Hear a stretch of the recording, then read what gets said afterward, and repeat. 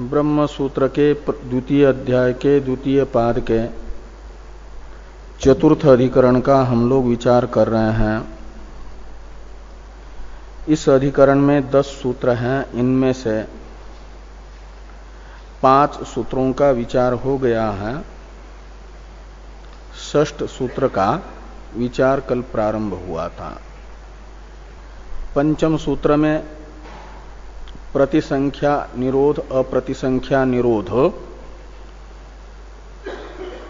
का प्रत्याख्यान वेदव्यास जी ने किया। प्रतिसंख्या निरोध का फिर से प्रत्याख्यान करने के लिए छठवां सूत्र है उभयथा च दोषात्। थोड़ी सी इसकी आवाज बढ़ा देना तो मेहता जी, आवाज कम लग रही है। आवाज है?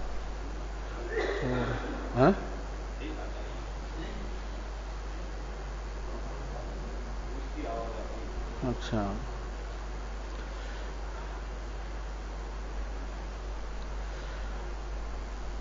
तो उभयथा च दोषात् इस सूत्र से बौद्धों को अभिमत जो प्रतिसंख्या निरोध है इसका निराकरण किया जा रहा है 2 विकल्प करके।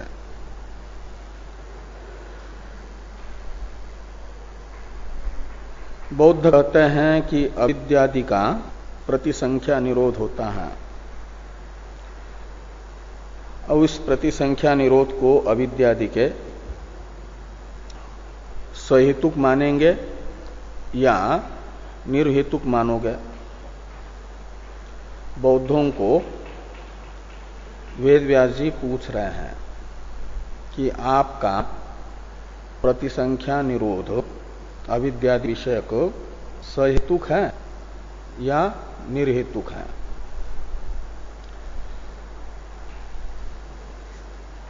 तो वेदव्यास जी कह रहे हैं कि अविद्यादि विषयक प्रतिसंख्या निरोध को सहेतुक मानोगे तब भी और निर्हेतुक मानोगे तब भी दोष है। उभयथा च दोषा। उभयथा शब्द का अर्थ है अविद्यादि विषयक प्रतिसंख्या निरोध को सहेतुक मानने पर भी निर्हेतुक मानने पर भी, दोनों भी प्रकार से दोष ही आता है कोई न कोई बौद्ध मत में। क्या दोष आता है उसे भाष्य में भाष्यकार भगवान स्पष्ट कर रहे हैं। भाष्य को देखिए।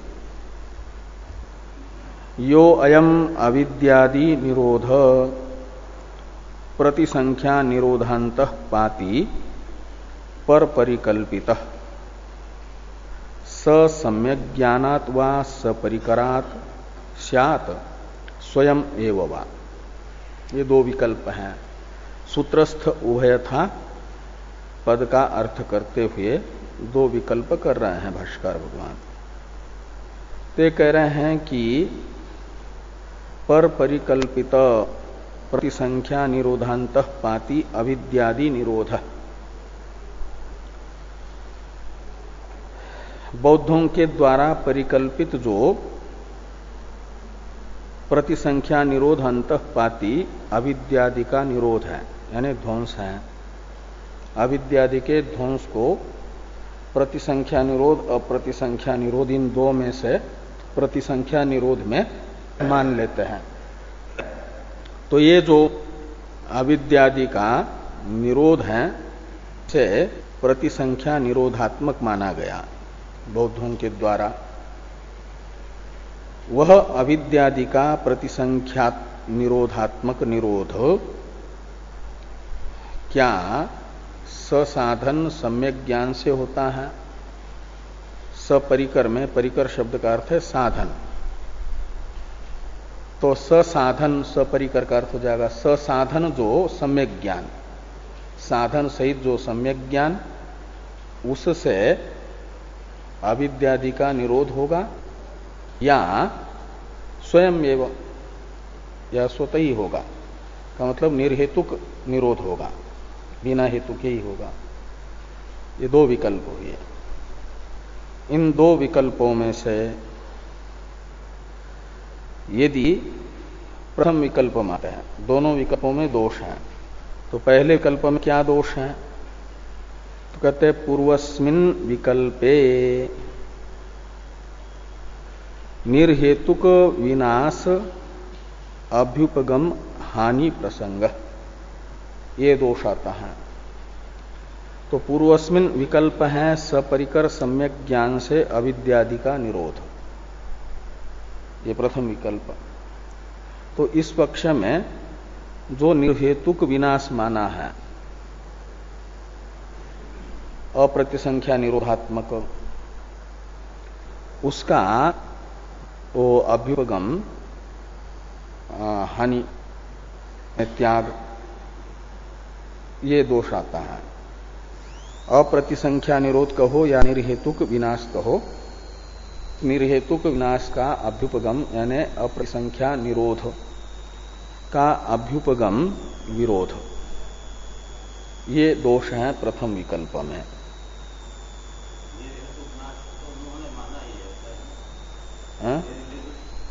हाँ, ये जो माना है, हाँ उन्होंने माना है निर्हेतुक नाश है, तो अप्रतिसंख्या निरोध और उसका विरोध होगा। कब? अविद्यादि का सहेतुक निरोध मानेंगे तो। और उस निर्हेतुक विनाश अभ्युपगम को बनाए रखने के लिए, उसकी हानि न हो, इसके प्रथम विकल्प छोड़ेंगे और द्वितीय विकल्प को यदि ग्रहण करेंगे, तो जो दोष आ रहा है उसको बता रहे हैं कि उत्तरस्मिन् कल्पे उत्तरस्मिंस्तु मार्गोपदेश अनर्थक्य प्रसंग, तो स्वयं ही नाश होता है, सपरिकर सम्यक ज्ञान से नहीं, ऐसा मानेंगे द्वितीय विकल्प के अनुसार। तो क्या दोष आता है? तो कहते ये दोष आता है कि मार्ग उपदेश में का अनर्थक्य, अविद्यादि का नाश करने के लिए बौद्धों ने मार्ग का उपदेश किया है। जब अविद्यादि का स्वयं ही नाश हो रहा है, तो उनके नाश के लिए मार्ग का उपदेश करने की जरूरत नहीं है। लेकिन कहते हैं कि अविद्यादि का नाश करने के लिए ये भावना करो, सर्वम दुखम सर्वम क्षणिकम। ये जो भावना का उपदेश है, ऐसा चिंतन करते जाओ, भावना करते जाओ कि सभी क्षणिक हैं, सभी दुख रूप हैं। ऐसी भावना से फिर संस्कार नहीं बनेगा, राग द्वेषादि नहीं होंगे, राग द्वेष मोह नहीं होगा, और उससे जो है फिर संसार नहीं बनेगा। तो ये मार्गोपदेश जो है रागादि की निवृत्ति के उपाय के रूप से बताया गया, वो व्यर्थ हो जाएगा। ते कह रहे हैं कि उत्तरस्मिंस्तु मार्गोपदेश अनर्थक्य प्रसंग, एवं उभयथापि दोष प्रसंगात असमंजसम इदम दर्शनम। इस प्रकार उभयथा यानी अविद्यादि निरोध को सहेतुक मानेंगे तब भी, निर्हेतुक मानेंगे तब भी, दोष का ही प्रसंग होने से बौद्ध मत असमंजस है। ये कहा एवं उभयथापि दोष प्रसंगात असमंजसम इदम दर्शनम। इदम दर्शन है बौद्ध दर्शन। तो पहले विकल्प में सम्यक ज्ञान का एक विशेषण है सपरिकरात, सम्यक ज्ञानात। उसमें परिकर शब्द से साधन को लेना है। वो साधन क्या है? तो टीका में टीकाकार ने कहा कि यम नियमादय परिकरा, सम्यक ज्ञान के साधन जो यम नियमादि हैं, इनको सपरिकरात में परिकर शब्द से लेना और इन परिकरों सहित सम्यक ज्ञान से अविद्यादि का निरोध मानेंगे तो निर्हेतुक विनाश अभ्युपगम की हानि नाम का दोष जो बताया था वो का। और द्वितीय पक्ष में मार्गोपदेश वही अर्थ कह रहे हैं। तो मार्ग उपदेश में मार्ग क्या है, मार्गोपदेश क्या है, तो कहते हैं ये सर्वम दुखम क्षणिकम इति भावनोपदेशो मार्गोपदेश। सबके क्षणिकत्व एवं दुख रूपत्व की भावना का उपदेश मार्गोपदेश कहलाता है। उसमें वही अर्थ का प्रसंग आएगा। ये भावना करनी क्यों है यदि स्वयं ही नाश होता है अविद्यादि का। तो इस प्रकार ये जो दो सूत्र हैं प्रतिसंख्या निरोधा व प्राप्ति रविच्छेदात और उभयथा च दोषात, इनसे निरूपाख्य जो दो पदार्थ हैं प्रतिसंख्या निरोध अप्रतिसंख्या निरोध, इनका निषेध हुआ, प्रत्याख्यान हुआ। तीसरा जो एक निरूपाख्य पदार्थ हैं उनके यहां आवरणाभावात्मक आकाश, उसका प्रत्याख्यान करने के लिए ये सातवां सूत्र है।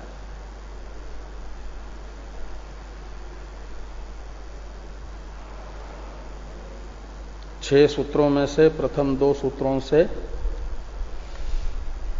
हेत्वाभावात संगात का निराकरण और द्वितीय तृतीय चतुर्थ इन दो सूत्रों से हेतु मद्भाव अविद्यादि का और क्षणिकत्व की हानि निराकरण अनुपपत्ति वो बताया गया। और इन दो सूत्रों से प्रतिसंख्या निरोध अप्रतिसंख्या निरोध का प्रत्याख्यान।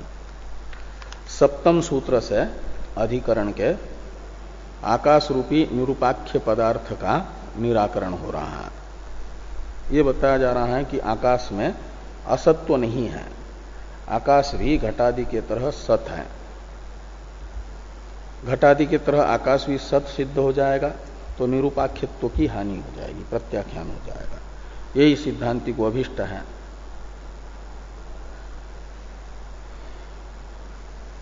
तो थोड़ा एक वाक्य में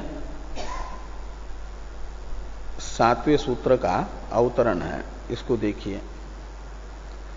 यच्च तेषाम एव अभिप्रेतम निरोधद्वयम आकाशंच निरूपाख्यम इति तत्र निरोधद्वयस्य निरूपाख्यत्वं पुरस्तात् निराकृतम आकाशस्य इदानीं निराक्रियते। तो कहते हैं कि तेषाम एव निरोधद्वयम आकाशंच निरूपाख्यम इति यत अभिप्रेतम, तेषाम एव यानी बौद्धानाम एव, बौद्धों को ही अभिप्रेत है क्या कि निरोधद्वय और आकाश। निरोधद्वय है प्रतिसंख्या निरोध अप्रतिसंख्या निरोध और आकाश, यह तीन पदार्थ निरूपाख्य यानी अत्यंत असत हैं आकाश पुष्प के तरह। ये जो उनको अभिप्रेत हैं तो कहते तत्र यानी उन तीन निरूपाख्य पदार्थों में से निरोधद्वय रूपी जो दो पदार्थ हैं उनमें निरूपाख्यत्व का पूर्व दो सूत्रों से निराकरण हुआ। इसलिए कहते निरोधद्वयस्य निरूपाख्यत्वं पुरस्तात् निराकृतम। इन तीन पदार्थों में से निरोधद्वय में निरूपाख्यत्व का खंडन हो गया। आकाश के निरूपाख्यत्व का खंडन इस समय किया जा रहा है। इसलिए कहते हैं आकाशस्य इदानीम निराक्रियते, यानी आकाशस्य निरूपाख्यत्वम इदानीम निराक्रियते। आकाश के निरूपाख्यत्व का निराकरण भाष्यकार भगवान वेद व्यास जी आकाशेच अविशेषात इस सूत्र से कर रहे हैं। ये बताया गया। अब सूत्र को देखिए। आकाशे चा विशेषात्, आकाशे चा विशेषात्, आकाशे च अविशेषात्, ऐसे 3 पद हैं। तो आकाशे सप्तमी, च अव्यय, अविशेषात् पंचमी। तो ये कहते हैं कि आकाशे च निरूपाख्यत्वम अयुक्तम, ऐसे ऊपर से जोड़ दीजिए। हाँ, आकाश विषयक या आकाशनिष्ठ निरूपाख्यत्व स्वीकार करना अनुचित है, गलत है। क्यों? कहते हैं जो बौद्धों को अभिप्रेत दूसरे 2 निरूपाख्य पदार्थ हैं, उनमें जैसे वस्तुत्व प्रतीत हो रहा है, इसलिए निरूपाख्यत्व का खंडन हुआ। ऐसे प्रतिसंख्या निरोध, अप्रतिसंख्या निरोध में वस्तुत्व प्रतीति अविशेषात यानी समान होने से, किसमें? आकाश में भी, उन्हें आकाश में भी वस्तुत्व प्रतीत हो रहा है। प्रतिसंख्या निरोध, अप्रतिसंख्या निरोध में निरूपाख्यत्व यानी अत्यंत असत्व क्यों नहीं है? इसलिए कि सत्व का भान हो रहा है, सत्वेन प्रतीति हो रही है। ऐसे ही आकाश की भी सत्वेन प्रतीति होने से आकाश में निरूपाख्यत्व यानी अत्यंत असत्व अयुक्त है, अनुचित है, गलत है। ये आकाशेच अविशेषा सूत्र से भगवान वेदव्यास जी बता रहे हैं। इसी प्रकार का अर्थ भाष्कर भगवान भाष्य में कर रहे हैं इस सूत्र का। आकाशेच अयुक्तो निरूपाख्यत्व अभ्युपगम, ये आकाशेच का अर्थ कर दिया। प्रतिसंख्या निरोध, अप्रतिसंख्या निरोध के तरह आकाश में भी निरूपाख्यत्व अभ्युपगम अनुचित है, गलत है। क्यों? कहते अविशेषात, और अविशेषात का अर्थ कर रहे हैं समान होने से, सादृश्य होने से। क्या समानता है और किसकी समानता है? तो कहते हैं प्रतिसंख्या प्रतिसंख्या निरोधयो हो इव वस्तुत्व प्रतीते है अविशेषात। तो प्रतिसंख्या निरोध, अप्रतिसंख्या निरोध में निरोध विषयक जैसे वस्तुत्व की प्रतीति हो रही है, ऐसे ही आकाश के भी वस्तुत्व की प्रतीति समान होने से, ये वस्तुत्व प्रतीति ये सामान्य है, सादृश्य है। इसलिए जो वस्तुत्वेन रूपेण प्रतीत होगा वह निरूपाख्य नहीं होगा। घट वस्तुत्वेन रूपेण प्रतीत हो रहा है तो वह निरूपाख्य नहीं है। ऐसे आकाश भी वस्तुत्वेन प्रतीत हो रहा है, इसलिए उसे निरूपाख्य नहीं कहा जा सकता, अत्यंत असत नहीं कहा जा सकता।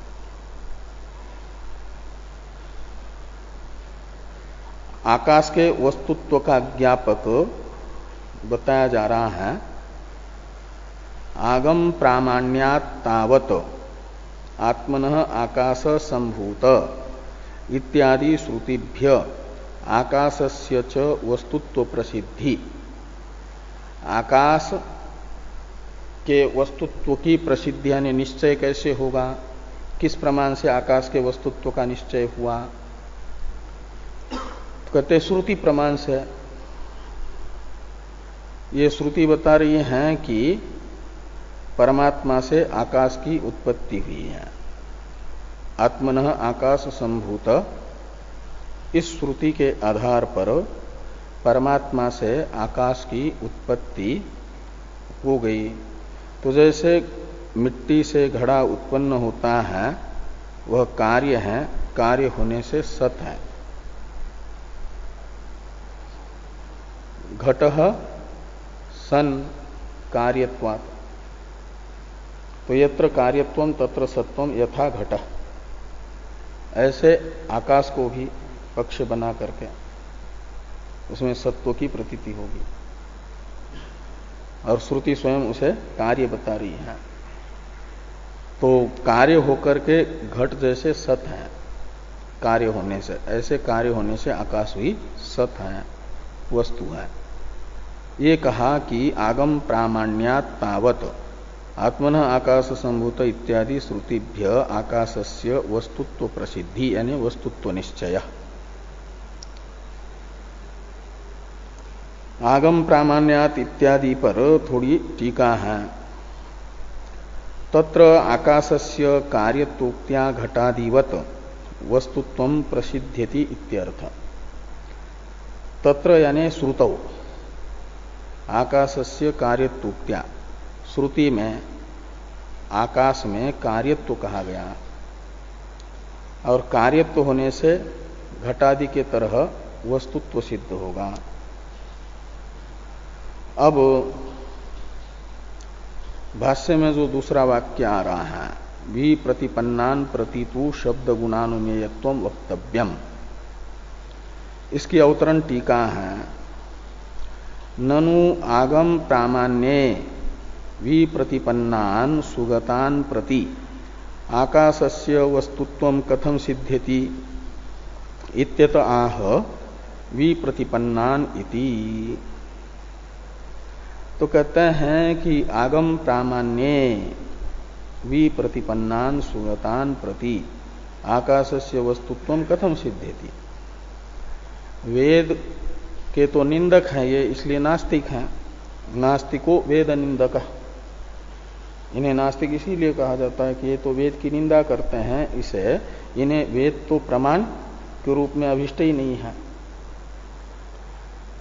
तो आत्मन आकाश संभूत इस श्रुति को प्रमाण थोड़ी वे मानेंगे, वे तो वेद विरुद्ध हैं, वेद विरोधी हैं। विप्रतिपन्नान प्रति का मतलब वेद विरोधी जो लोग हैं, वेद को अप्रमाण के रूप से स्वीकार कर रहे हैं, प्रमाण के रूप में नहीं। तो उनको वेद ने आकाश को कार्य बताया है, इसलिए आकाश सत है ऐसा मानो, ये आग्रह नहीं किया जा सकता, वो हंसी उड़ाएंगे। और तो कहते हैं फिर उनको युक्ति से समझाया जा सकता है। युक्ति है अनुमान, और अनुमान से आकाश का कार्यत्व सिद्ध होगा। इसलिए कहते हैं कि विप्रतिपन्नान प्रति, इस विप्रतिपन्नान प्रति का टीका में जो अवतरण था वो तो पढ़ लिया था ना। तो भाष्य में है अब विप्रतिपन्नान प्रति तु शब्द गुणानुमेयत्वं वक्तव्यम। तो जो वेद का विरोध करने वाले नास्तिक हैं, उनको भी वे जिस प्रमाण को स्वीकार करते हैं उस प्रमाण से हम आकाश के वस्तुत्व को समझा सकते हैं। प्रत्यक्ष प्रमाण और अनुमान प्रमाण को तो वे भी मानते हैं। तो अनुमान प्रमाण से आकाश में सत्यत्व सिद्ध होगा, कार्य वस्तुत्व सिद्ध होगा। वो अनुमान बता रहे हैं शब्द गुण अनुमेयत्वं वक्तव्यम गंधादीनाम गुणानाम पृथ्व्यादि वस्तु आश्रयत्व दर्शनात्। यानी शब्द गुण आश्रयत्वेन रूपेण आकाश में सत्यत्व समझाया जा सकता है। जो वेद को प्रमाण नहीं मानते हैं उनको भी युक्ति से। इसी के लिए एक अनुमान जो सूचित किया इन शब्दों से भाष्यकार भगवान ने, उसे टीका में टीकाकार बता रहे हैं अनुमान का आकार। शब्द को बनाएंगे पक्ष। शब्दो वस्तुनिष्ठ गुणत्वात् गंधादिवत इति अनुमानात् आकाशस्य वस्तुत्वं सिद्ध्यति। कहते हैं यत्र यत्र गुणत्वं तत्र वस्तुनिष्ठत्वं यथा गंधादयः। एक व्याप्ति बनेगी कि जहां जहां गुणत्व है वहां वहां वस्तुनिष्ठत्व है। यानी गुण वस्तु यानी सत्य पदार्थ के आश्रित ही रहेगा, सदाश्रित होगा। और जैसे गंध है, रूप है, स्पर्श है, ये गुण है, इनमें गुणत्व है। तो सत्य जो पृथ्वी आदि है तदाश्रितत्व है। तो रूपादि के तरह, गंधादि के तरह शब्द में भी गुणत्व है जो वस्तुनिष्ठत्व का व्याप्य है। तो शब्द में गुणत्व वस्तुनिष्ठत्व का व्याप्य दिख रहा है, वह अपने व्यापक वस्तुनिष्ठत्व के बिना शब्द में रहेगा नहीं। तो शब्दगत गुणत्व धर्म शब्द में वस्तुनिष्ठत्व का निश्चायक होगा, ज्ञापक होगा। वस्तुनिष्ठत्व का अर्थ है सदाश्रितत्व, सदाश्रित है, उसका कोई ना कोई सत्य आश्रय है शब्द का। तो कौन होगा? तो 9 द्रव्य हैं, पृथ्वी, जल, तेज, वायु, आकाश, काल, दिशा, आत्मा, मन। इनमें से आकाश को छोड़ करके बाकी जो 8 गुण हैं, इनमें से किसी भी 8 द्रव्य में से किसी भी द्रव्य में शब्द आश्रयत्व की योग्यता नहीं है। तो फिर शब्द आश्रय कौन होगा? तो इनसे अतिरिक्त कोई ना कोई द्रव्य होगा, वो है आकाश।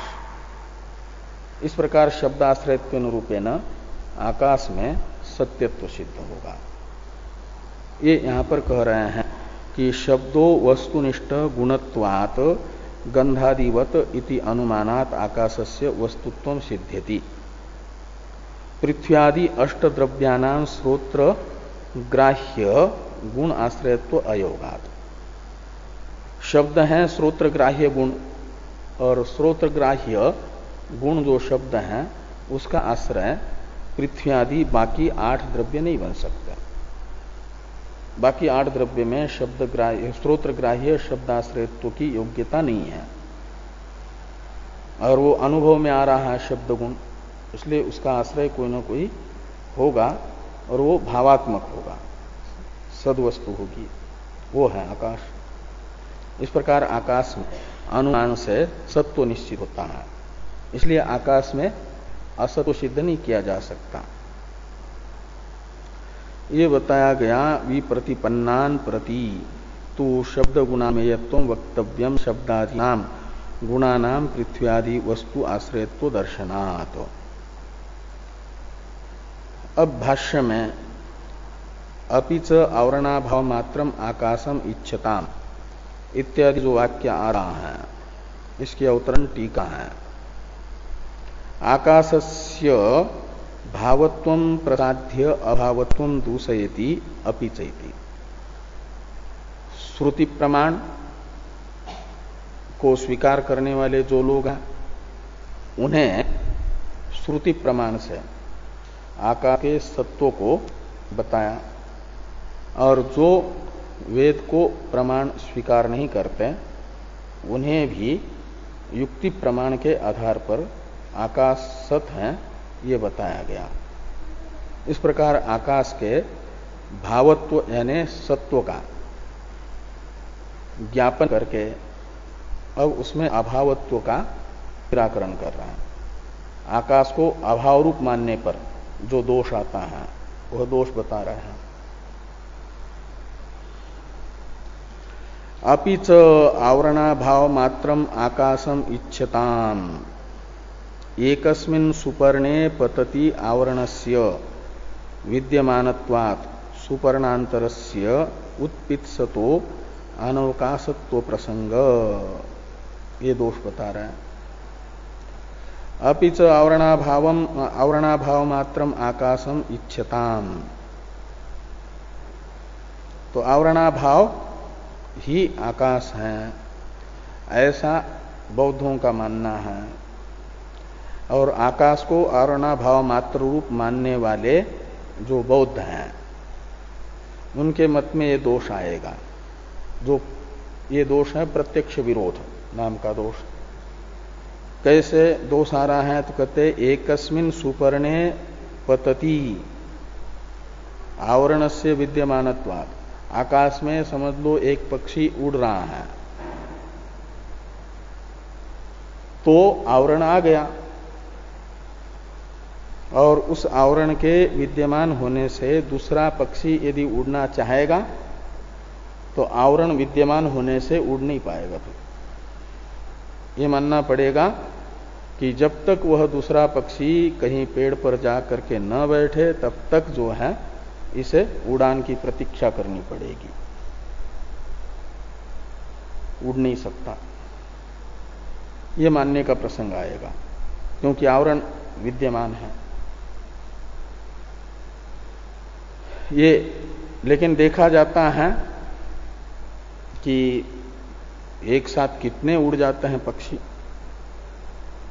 तो ये प्रत्यक्ष देखा जा रहा है, जो उसका विरोध हो रहा है ना। आवरणा भावात्मक मात्र आकाश को मानेंगे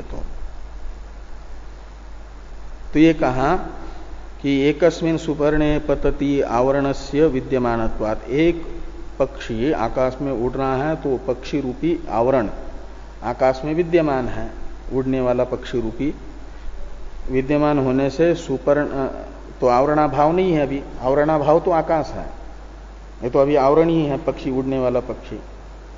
तो उड़ने वाला पक्षी रूपी आवरण विद्यमान होने से आवरणा भावात्मक आकाश अभी नहीं है, ये माना जाएगा। और उस आकाश के न होने से दूसरा पक्षी फिर कहां उड़ पाएगा? आवरणा भावात्मक आकाश तो अभी है नहीं, अनवकाशत्व। हाँ? हाँ। तो आकाश कोई वस्तु ऐसी नहीं है ना, वो आवरण का अभाव, यानी वही आकाश है उनके मत में। ढकने के लिए तो ढकने वाला दूसरा हो और ढकने वाली वस्तु एक दूसरी हो तब तो ढकेगा, ये माना जाएगा। वो जो मूर्त वस्तु है उसका अभाव ही आकाश है, ऐसा इनका कथन है ना। तो एक मूर्त वस्तु पक्षी तो आ गया, इसलिए मूर्त वस्तु पक्षी रूपी आवरण के रहने से आवरणा भाव नहीं माना जाएगा, प्रतियोगी रहेगा। तो फिर अभाव कहां है? अभाव का अभाव प्रतियोगी स्वरूप होता है। अब इस दोष को टालने के लिए पहले तो थोड़ा इस वाक्य का अर्थ टीका में किया और टीका को देखिए। यथा एक घट सत्वेपि, यानी कैसे आवरणा भावात्मक आकाश नहीं है ये दिखाया जा रहा है। कहते जैसे एक घट के विद्यमान होने पर भी घट सामान्य भाव का अभाव है, ये माना जाएगा। किसी स्थान पर घट सामान्य भाव कब मानते हैं? जब घट मात्र न हो, कोई घट न हो, तो माना जाता है घट सामान्यम नास्ति, तो वहां घट सामान्य भाव है। और एक भी घट हो दुनिया का तो फिर घट सामान्य भाव वहां पर नहीं होगा।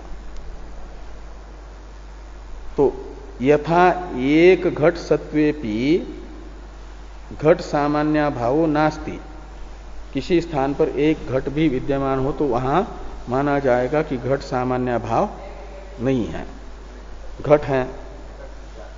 हाँ, घटत्व अवच्छिन्न का अभाव नहीं है। घटत्व जाति नहीं, सामान्य शब्द से जाति नहीं लेना, घट मात्र।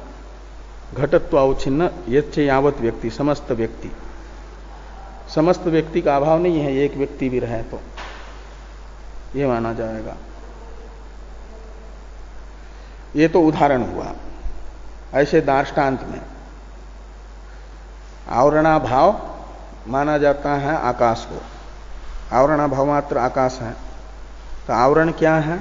आवरण है मूर्त द्रव्य। तो मूर्त द्रव्य में से एक भी मूर्त द्रव्य कोई भी रहे तो माना जाएगा मूर्त द्रव्य सामान्य भाव नहीं है। जैसे एक भी घट रहेगा तो घट सामान्य भाव नहीं है, अपितु घट ही है वहां पर।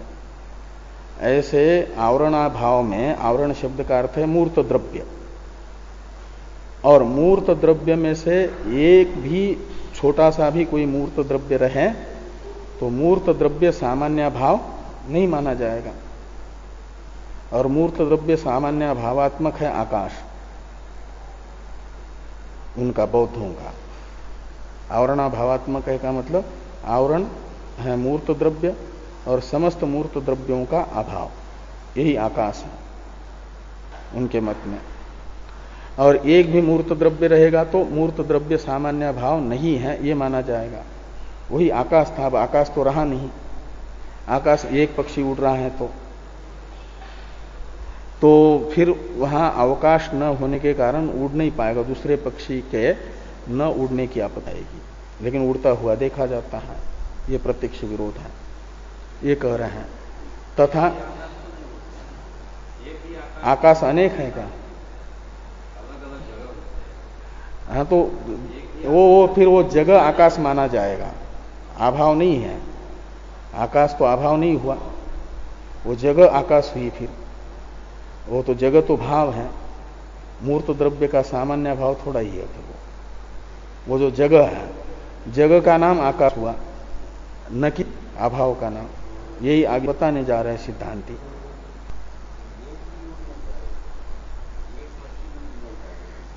नहीं, एक तो उड़ सकता है, दूसरा क्यों नहीं उड़ेगा? कोई भी मूर्त द्रव्य न हो तो माना जाता आकाश है।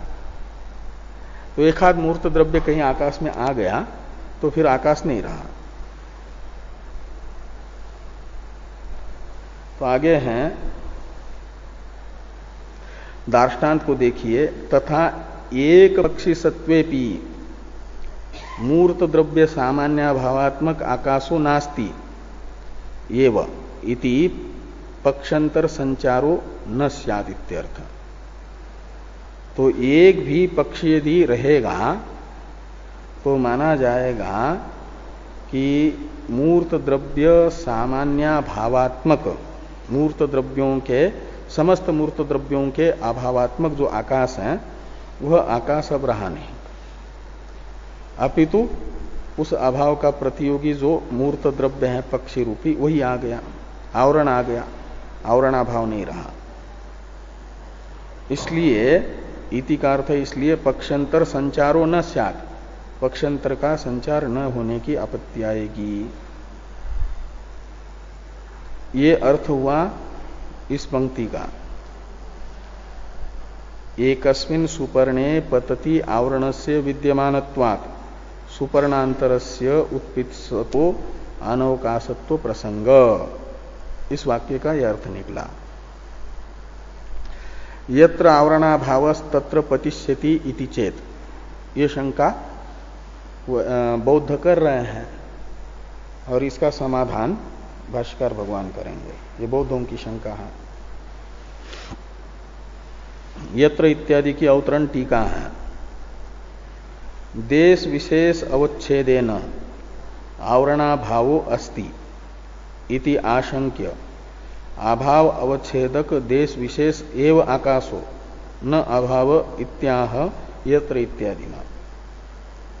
यदि बौद्ध ये कहना चाहेंगे कि एक पक्षी यदि आकाश में उड़ रहा है, वह जहां पर है वहां से अतिरिक्त स्थल पर आवरण का अभाव है, मूर्त द्रव्य नहीं है, मूर्त द्रव्य रूपी आवरणाभावात्मक आकाश विद्यमान है। ऐसा यदि देश से आवरणाभावात्मक आकाश को विशेषित करना चाहेंगे तो कहते आवरणाभाव का विशेषणभूत जो देश है वो देश ही आकाश सिद्ध हो जाएगा, न कि आवरणाभाव। तो देश विशेष अवच्छेदेन आवरणाभावो अस्ति इति आशंका, ऐसी बौद्धों की ओर से आशंका करके अभाव अवच्छेदक देश विशेष एव आकाश, उस जिस अभाव को वैसे बौद्ध आकाश कहना चाह रहे हैं वह अभाव तो आकाश सिद्ध नहीं होगा, अपितु जिस देश से अभाव को आवरणाभाव रूप आवरणाभाव को विशेषित कर रहे हैं वह देश ही आकाश है और वो भावात्मक है। यह बात बताई जा रही है। देश विशेष एव आकाशो न अभाव आकाश, ऐसा लगाना। इत्याह, इस अभिप्राय से पहले बौद्धों की शंका है कि यत्र आवरणाभाव तत्र पतिष्यति इति चेत, कि जहां पर वो पक्षी नहीं है, आवरण है पक्षी उड़ने वाला, और उस उड़ने वाले पक्षी का अभाव जहां है वहां पर दूसरा पक्षी उड़ेगा, उसी को आकाश कहा जाएगा। और उस आकाश में दूसरे पक्षी को उड़ने का अवकाश मिल जाएगा। ऐसा यदि बौद्ध कहते हैं, पतिष्यति का अर्थ कर रहे हैं टीकाकार कि पतिष्यति यानी पक्षी संचरिष्यति इत्यर्थ। तो जहां पर उड़ने वाला पक्षी नहीं है उस देश में ये उड़ेगा पक्षी, ऐसा यदि दूसरा पक्षी उड़ेगा ऐसा यदि कहना चाहेंगे बौद्ध, तो सिद्धांती कह रहे हैं कि फिर जो देश विशेषण बनाया है वो देश ही आकाश हुआ, न कि आवरणाभाव रूप आकाश। तो ये न आवरणाभावो विशेष्यते तत्तर्हि वस्तुभूतम एव आकाशम स्यात्। तो जिससे आवरणाभाव को विशेषित किया जा रहा है देश से, वह देश ही भावात्मक आकाश होगा, न कि आवरणाभाव। न आवरणाभाव मात्रम, इसलिए आवरणाभाव मात्र आकाश नहीं है ये माना जाएगा। अब ये जो अपीच इत्यादि भाष्यवाक्य हैं इसकी अवतरण टीका है। आकाशस्य अवस्तुत्वं स्वग्रंथ विरुद्धंच इत्याह अपीचैति। एक तो आकाश को अभाव रूप मानेंगे तो ये दृष्ट विरोध नाम का जो दोष आ रहा था वह दोष तो है ही है, इससे अतिरिक्त और भी दोष, स्वाभ्युपगम विरोध नाम का दोष भी आकाश को आवरणाभावात्मक मानने पर आता है। इसे कहा जा रहा है अपीच इत्यादि से। इसका अवतरण है टीका में कि आकाशस्य अवस्तुत्वम स्वग्रंथ विरुद्धंच इत्याह। आकाश को यदि अवस्तु मानेंगे, निरुपाख्य मानेंगे, तब तो स्वग्रंथ यानी बौद्धों का जो ग्रंथ है, वचन है, अभ्युपगम है, उसका भी विरोध होगा। तो यही कहा जा रहा है कि अपीच आवरणाभाव मात्रम आकाशम मन्यमानस्य सौगतस्य स्वाभ्युपगम विरोध प्रसज्जेत। आवरणाभाव मात्र ही आकाश है ऐसा मानने वाले जो बौद्ध, उन्हें अपने अभ्युपगम का विरोध भी सहन करना पड़ेगा। आकाश को अभाव रूप मानेंगे तो, इसलिए अपने अभ्युपगम के साथ ही विरोध न हो ऐसा यदि चाहते हैं तो आकाश को अभावात्मक न मान करके भावात्मक मान लो। ये भाष्यकार भगवान कह रहे हैं। तो कहां पर स्वाभ्युपगम का विरोध है, क्या उनका अभ्युपगम है? तो कहते हैं उन्होंने ये माना है कि सौगते ही समय, समय का अर्थ है ग्रंथ, शास्त्र। तो सौगत शास्त्र में पृथ्वी भगव किम सन्निश्रया, हे भगवन, ये प्रश्न है बुद्ध के प्रति, उनके शिष्य का समझ लो। ये कहा कि हे भगवन, ये पृथ्वी जो है किसके आश्रित हैं? इस पृथ्वी का अच्छी तरह से आश्रय बना हुआ कौन है? यहां से प्रश्न और उत्तर का प्रवाह शुरू हो जाता है। जैसे सनत कुमार जी और नारद जी, इनका प्रश्नोत्तर है छांदोग्य के 7वें अध्याय में। अस्ति भगवो नामनः भूयैति, तो वे कहते हैं हाँ है, वाग्वेव नामनी भूयसी। फिर क्या वाक से भी भूय कोई है? ये प्रश्न नारद जी का, सनत कुमार जी का उत्तर ऐसा चलता। ऐसे एक प्रश्नोत्तर की परंपरा शुरू हुई सौगत शास्त्र में, बौद्ध शास्त्र में, कि हे भगवान पृथ्वी किन सन्निश्रया, यानी पृथ्वी किसके आश्रित है। यहां से एक प्रश्न प्रतिवचन का प्रवाह शुरू हो गया और अंत में क्या कहा, तो कहते पृथ्व्यादि नाम अंते। एक प्रश्न हुआ शिष्य का कि वायु किम सन्निश्रय, वायु किसके आश्रित है, यह अंतिम प्रश्न है। और इसका उत्तर दिया इत्यस्य प्रश्नस्य प्रतिवचनम, इस प्रश्न का उत्तर दिया गुरु ने कि प्रश्नस्य प्रतिवचनम भवति वायु आकाश सन्निश्रय, ये जो वायु है वह आकाश के आश्रित है। वायु का सम्यक आश्रय आकाश है।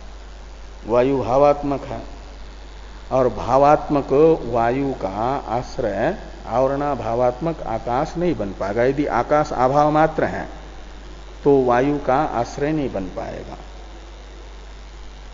और यहां पर वायु के आश्रय के रूप से गुरु ने बताया है, ये जो अभ्युपगम है वायु आश्रयत्व आकाश में, इसका विरोध होगा यदि आकाश को केवल आवरणा भावात्मक मात्र मानते हैं तो। ये यहां पर भाष्यकार भगवान बताना चाह रहे हैं कि तद आकाशस्य अवस्तुत्वे न समंजसम स्यात्। तत् यानी वायु का आश्रयत्व जो आकाश में माना है वह आकाशस्य अवस्तुत्वे, आकाश को अवस्तु मानेंगे, निरूपाख्य मानेंगे तो न समंजसम, ये संगत नहीं होगा, इसका सामंजस्य नहीं बैठेगा, संगति नहीं लगेगी। तस्माद् अपि अयुक्तम आकाशस्य अवस्तुत्वम, इसलिए भी आकाश में अवस्तुत्व यानी निरूपाख्यत्व अनुचित है, गलत है। हा? क्या? हाँ, ये जो एक स्वाभ्युपगम विरोध नाम का दोष बता रहे थे, तस्मात् का अर्थ है स्वाभ्युपगम विरोधात् अपि। ये जो स्वाभ्युपगम है वायु आश्रयत्व आकाश में, इसका विरोध होता है आकाश को अवस्तु मानने पर, इसलिए आकाश में अवस्तुत्व अयुक्त है। ये पृथ्वी भगव किम सन्निश्रया, ये जो प्रथम प्रश्न है इसमें पृथ्वी का विशेषण है किम सन्निश्रया, एक पद है, इसका विग्रह करके बता रहे हैं टीकाकार। किम सम उपसर्ग का अर्थ कर रहे हैं सम्यक, नि उपसर्ग का अर्थ कर रहे हैं निश्चय, निश्रय, निश्रय ये पूरा एक पद है। तो किम सम्यक निश्रय, और निश्रय का अर्थ कर दिया आश्रय, अस्या इति किम सन्निश्रया, ये एक पद बना। किम यानी कौन सा, सम्यक निश्रय यानी आश्रय है, अस्या यानी पृथ्व्या, इस पृथ्वी का, उस पृथ्वी को कहा जाएगा किन सन्निश्रया पृथ्वी, ये प्रश्न है। इसका उत्तर दिया कि पानी उसका आश्रय है। और पानी किसके आश्रित हैं, तो तेज के, तेज किसके आश्रित हैं तो वायु के, और वायु किसके आश्रित है तो आकाश के, ये बताया है। आगे है कि अवस्तुना सस विषानस्य आश्रयत्व अदर्शनात् इति, इति यानी इत्यर्थक, इति यावत ऐसा होना चाहिए या इति भाव, खाली इति इतना थोड़ा ही,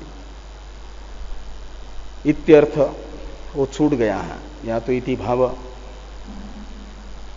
भाव शब्द छूट गया वहां पर। अवस्तुनः यानी जो अवस्तु है, निरूपाख्य है, असत है, वह किसी का आश्रय नहीं होता।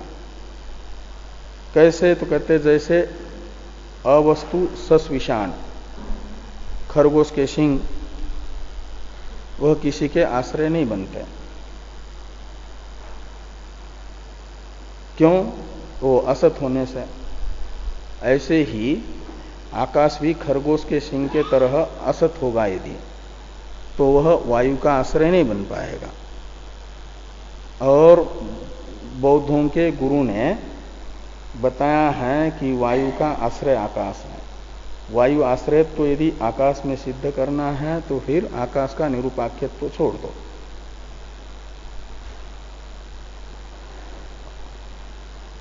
और भी दोष बौद्ध मत में है, उसे बताया जा रहा है अपिच इत्यादि से। अपिच इत्यादि का अवतरण है टीका में, व्याघातांतरम आह अपिचैति। व्याघात शब्द का अर्थ है विरोध, व्याघातांतर यानी विरोधांतर। पूर्व में विरोध बताया ही है, उससे भिन्न और भी विरोध बताते हैं भाष्यकार भगवान बौद्ध मत में। अपिच निरोधद्वयम आकाशंच त्रयम अपि एतत् निरूपाख्यम अवस्तु नित्यंच इति विप्रतिषिद्धम। कहते निरोधद्वयम आकाशंच त्रयम अपि एतत् निरूपाख्यम अवस्तु नित्यंच, ये अभ्युपगम है आपके बौद्धों का, पूर्व पक्षी का।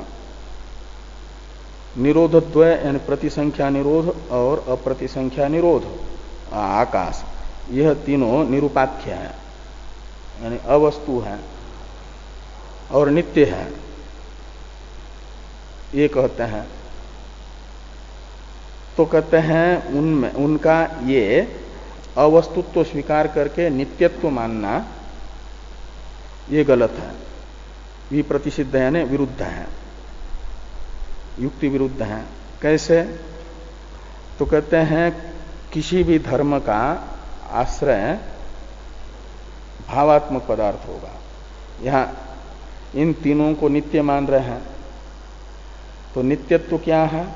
ध्वंस अप्रतियोगित्व एक धर्म है, उसे नित्यत्व कहा जाता है। तो ध्वंस अप्रतियोगित्व रूप जो धर्म है वह किसी अभाव के आश्रित नहीं रहेगा, भाव के आश्रित रहेगा। धर्म धर्मी भाव ये भावात्मक पदार्थों में होता है, अभावात्मक पदार्थों में नहीं। तो इसलिए कहते हैं कि निरोधद्वयम आकाशंच त्रयम अपि एतन् निरूपाख्यम अवस्तु नित्यंच इति विप्रतिषिद्धम, ये विप्रतिषिद्ध है, विरुद्ध है। नहीं अवस्तुनो नित्यत्वम अनित्यत्वम वा संभवती। जो अवस्तु है यानी असत पदार्थ हैं, सस श्रृंगादि, उनमें नित्यत्व या अनित्यत्व रूप धर्म संभव नहीं होगा। क्यों? कहते हैं वस्तुआश्रयत्वात् धर्म धर्मी व्यवहारस्य। धर्म धर्मी व्यवहार जो है यानी धर्म धर्मी भाव, वह वस्तु के आश्रित है, भावात्मक पदार्थ में रहने वाला है। धर्म धर्मी भावे ही घटादिवत वस्तुत्वम एवं। और यदि धर्म धर्मी भाव मानना है, निरोधद्वय और आकाश को नित्यत्व धर्म का धर्मी मानना है और उनका नित्यत्व धर्म मानना है, तब तो इन्हें घटादि के तरह वस्तु मानना पड़ेगा। घट में जैसे घटत्व धर्म है और घट उसका धर्मी है, आश्रय है, तो घटत्व धर्म का आश्रय जो घट वह भावात्मक है, ऐसे ही नित्यत्व धर्म का आश्रयभूत निरोधद्वय और आकाश ये भावात्मक सिद्ध होगा, अभावात्मक नहीं। धर्म धर्मी भावे ही घटादिवत वस्तुत्वम एव स्यात् न निरूपाख्यत्वम, निरूपाख्यत्व सिद्ध नहीं होगा। थोड़ा भाष्य है, क्या ना, एक वाक्य है टीका में, नित्यत्व का अर्थ कर रहे हैं कि ध्वंसा प्रतियोगिताख्यो धर्मो नित्यत्वम न असति संभवती। ध्वंस का अप्रतियोगी कहा जाता है नित्य को, उसमें रहने वाला एक धर्म है ध्वंसा प्रतियोगिता नामक जो धर्म है, ये नित्यत्व है। वह असत जो आकाश है उसमें नहीं रह पाएगा, असत दो जो निरोधद्वय है उनमें नहीं रह पाएगा। धर्मिणो असत्व व्याघातात, क्यों? तो कहते यदि धर्म मानेंगे उसमें नित्यत्व रूप धर्म, तो फिर उसका असत्व का व्याघात होगा, असत्व नहीं रहेगा, निरूपाख्यत्व नहीं रहेगा। हे प्रभु, इस प्रकार ये जो है आकाशेच अविशेषात सूत्र का विचार संपन्न हुआ। ये 7वां सूत्र हुआ। 8वें सूत्र की चर्चा हम लोग कल करते हैं।